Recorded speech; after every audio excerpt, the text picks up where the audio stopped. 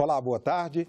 A Subcomissão Temporária do Estatuto do Trabalho fez mais uma audiência pública para debater os princípios da Organização Internacional do Trabalho, a OIT, e da Constituição Brasileira. A subcomissão foi instalada em agosto com o objetivo de discutir a reforma trabalhista já aprovada e criar um Estatuto do Trabalho.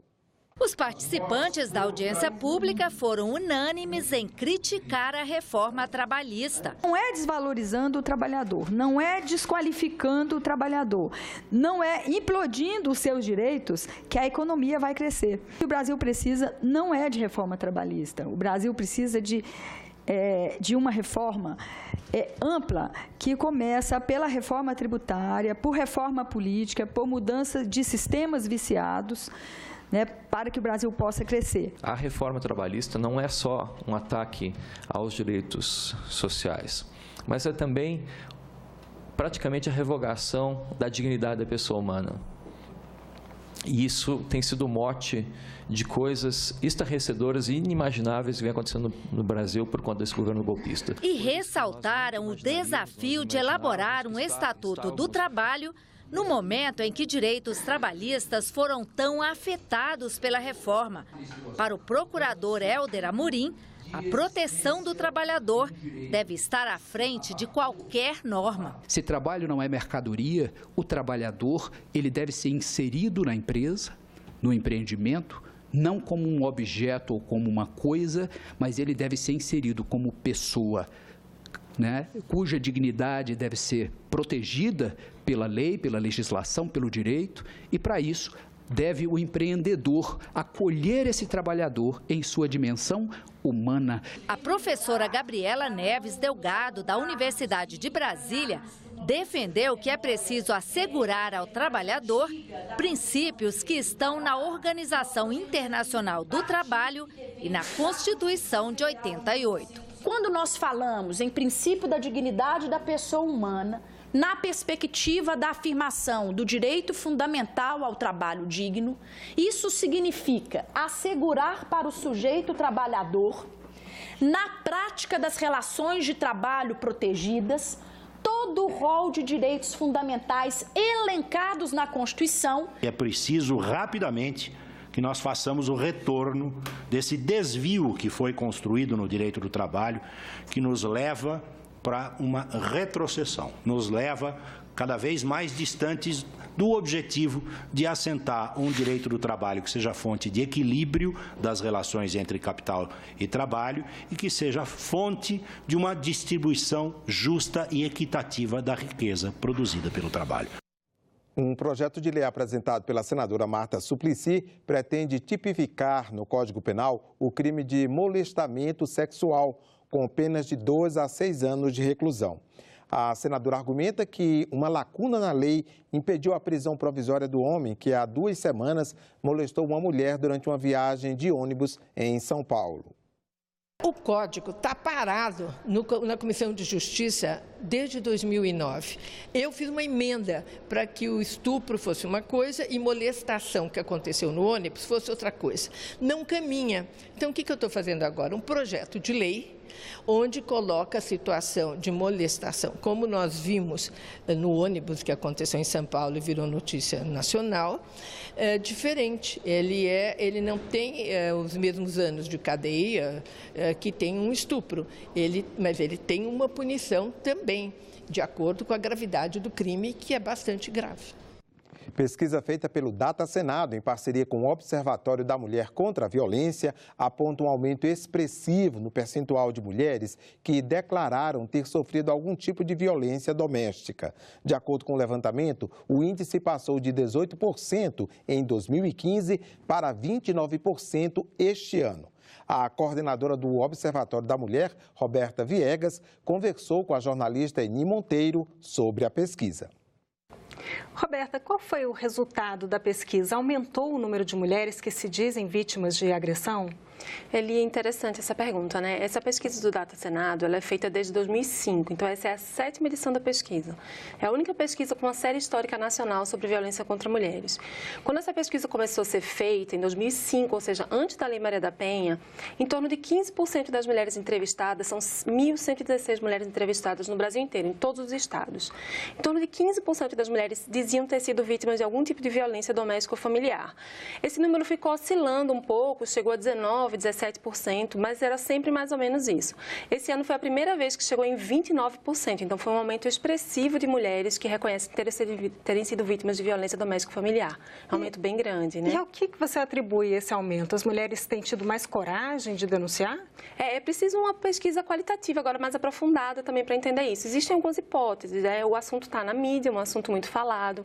Então a mulher passa a reconhecer que está sendo vítima de violência, passa a ter coragem de denunciar, mas também há uma hipótese que não é desprezível, ela é bem grande, de que realmente a violência esteja aumentando. Então, a gente precisa estudar um pouco mais para entender o que está acontecendo.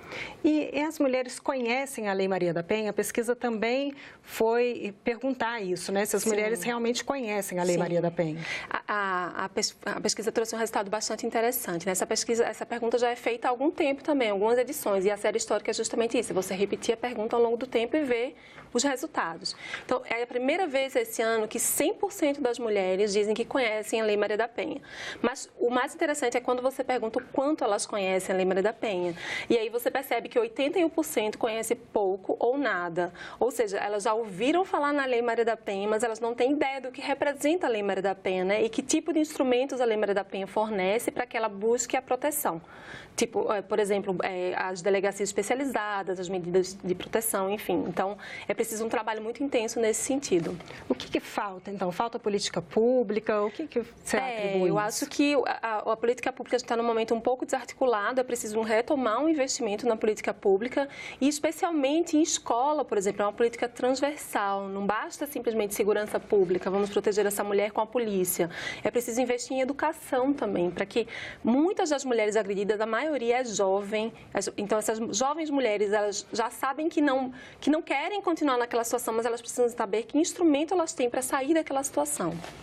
E quem é o principal agressor?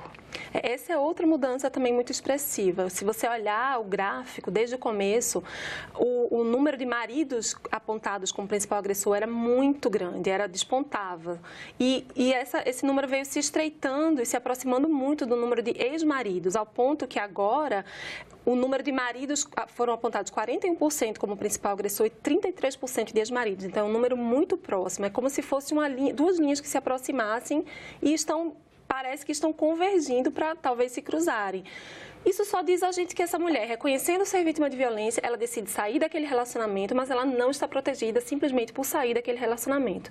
Né? Ela ainda não tem essa proteção estatal que assegure que a vida dela vai ser assegurada ou que a integridade física dela vai ser assegurada simplesmente por ela romper um relacionamento violento.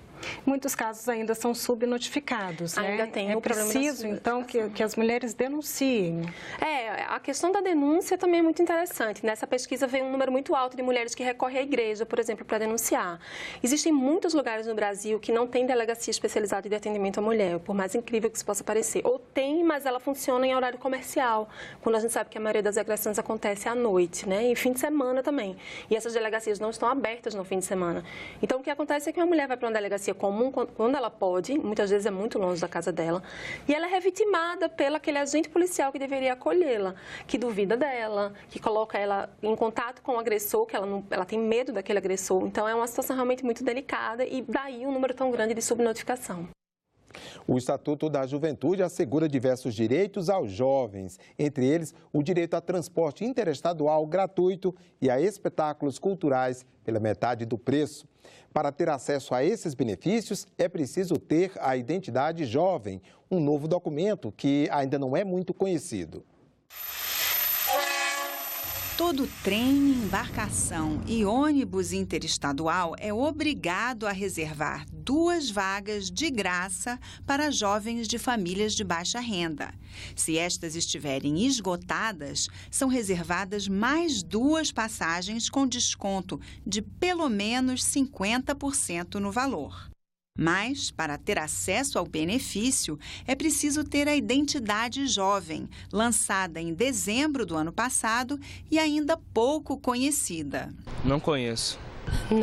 Não conheço. Não, ainda não. Estou conhecendo agora.